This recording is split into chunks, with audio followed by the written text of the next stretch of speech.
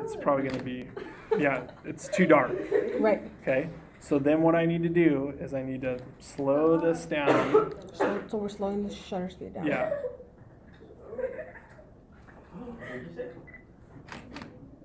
I said, okay, fine. Now we can see it. Right. Okay, So everything let in is. more light. Let in more light. So- Same. We want to make sure we have that opening Aperture small. tiny. Right. So- So we need to have more time to get enough light in there. Right. Okay. Now to go the other way to make the background blurry, I'm going to zoom in, and then I'm going to bring that f-stop down or open as big as I can. Is 5 a good or bad? I mean, it's fine. You can see when 3 is what you can get the lowest you can get to, 3.5. But what happens is I want to zoom in too, so you got to kind of compensate. yeah. Okay, So you got to it's kind of fine. find a sweet spot there, and I would say something like this is fine. But now it's going to be. I know that because it's open so wide. If I take this photo now, it's going to be too bright. Right. Like I'll just do it. Because the shutter's gonna. It's open. It's open. It's open. Yeah, it's going to be super It's bright. open longer. So I want to make the shutter speed now like less or shorter. Where was I here? Let's go like here. And now we have the background blurry. Okay. Okay, so that's how you find that sweet spot. Now, they do sell lenses where that the aperture gets bigger than 3.5, and that's what like. Let me grab my camera. I'll show you. Okay. I'm gonna squeeze through here real quick, you guys.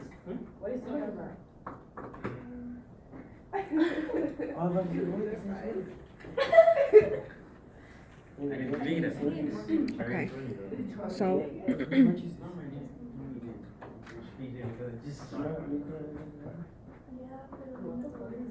So this lens that I have in here right now, it's great for portraits or whatever. It goes down to 1.8, so it gets like almost twice as big as that. So if I focus on that, you see how blurry Holy the background crap, is, and Sure. it's a fixed lens, which means there's no zoom here. Let's see if I can get it. What do you guys suggest? That's amazeballs. But there's no zoom. It's just it doesn't zoom at all. Uh-huh. But that's because you want that aperture wide open. So sometimes it's good for certain things, sometimes it's not. Like wedding photographers, they always use like these big wide apertures so that the background's really soft and everything looks nice. Like I was 1.4 is like a really good lens, and then it goes down to about 1. There are some that are like 0.9 something, but they don't. You can't see anything. I mean, it's so blurry, and then it doesn't have like a good sweet spot. But anyways, So, I mean, I really didn't know like how to shop. It was like an amazing deal. So I was like, oh, I want an iPhone. So it's not great, but it's not the worst. No, this is a fine camera. The D5100, you can buy more lenses for it. Mm-hmm. You already have like this is all around like just the standard lens. Yeah. This is a good zoom lens. The next lens that I would maybe buy if it was me is I would maybe buy a lens like this that has a really big aperture, so like a really tiny f-stop number. Right. And they're not very expensive. And then or I would get a really wide focal length lens, like a 10 millimeter or 12 millimeter one, depending if you're going to take a bunch of landscape stuff. Okay. But if you want to take photos of like people and you want the background really blurry, then this would be like the next lens to get, and it's just like you're looking for an f-stop with the lowest number that you can afford. And you said Like 1.4, 1.8, and it's usually like a fixed lens like this. So this one is a 35 millimeter. okay. So it doesn't zoom, it doesn't have a range, Right. but the f-stop is what you're looking for. Gotcha. So that's like a totally different thing to shop for because it's like a new it's a new thing to even pay attention to. So, but that would be a good next lens to get. Okay. Groovy. Thank you. Yeah, sure. That's gonna be good. Okay. Okay, I'm gonna go this way and I'll dim the lights back down.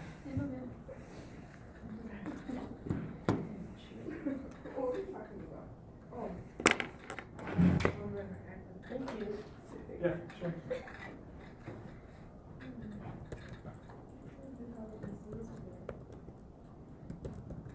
Did you guys find a good spot for the flashlights? Yeah? Yeah. Where was it at? Right there, but right in front of the library to the right. Oh, okay. You said yours is a 50 millimeter? This is a 35 millimeter. 35 millimeter. But yeah, they do have a 51.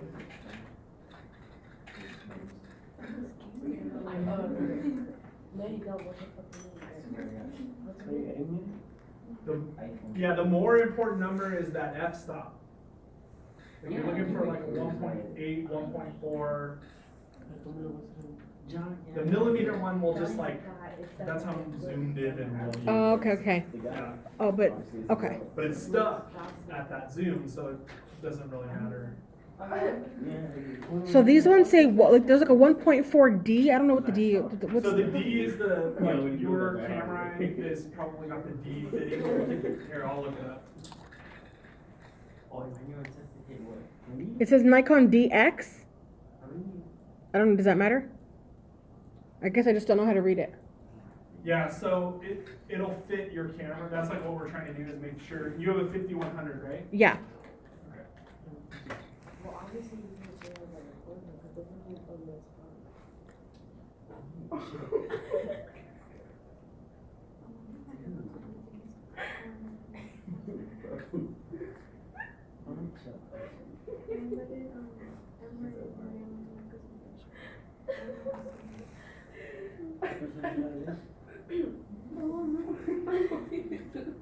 So, the compatible lenses, it says G or D. G or D? Yeah, G or D, all functions supported except autofocus, it says here.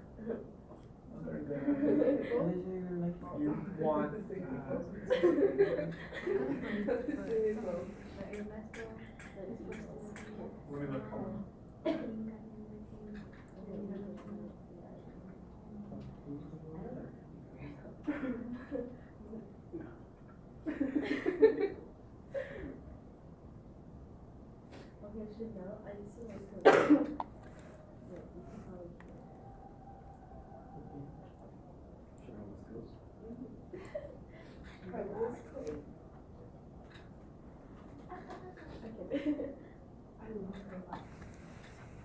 Yeah, so there's that, it looks like F, I'm seeing the Nikon F50 millimeter 1.4, there's a 1.4 and a 1.8. But the 50 is going to be more expensive, right? Yeah, the 1.4 is more expensive because it.